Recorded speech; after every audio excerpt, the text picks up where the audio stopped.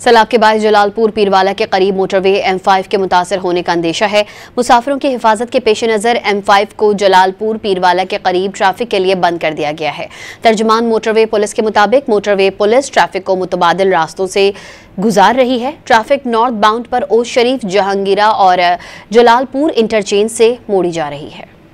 सैलाब के बाद जलालपुर पीरवाला के करीब मोटरवे M5 के मुतासर होने का अंदेशा है। मुसाफिरों की हिफाजत के पेश नज़र M5 को जलालपुर पीरवाला के करीब ट्रैफिक के लिए बंद कर दिया गया है।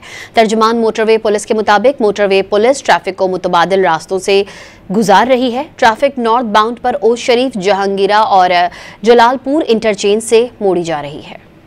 सैलाब के बाद जलालपुर पीरवाला के करीब मोटरवे M5 के मुतासर होने का अंदेशा है। मुसाफिरों की हिफाजत के पेश नज़र M5 को जलालपुर पीरवाला के करीब ट्रैफिक के लिए बंद कर दिया गया है।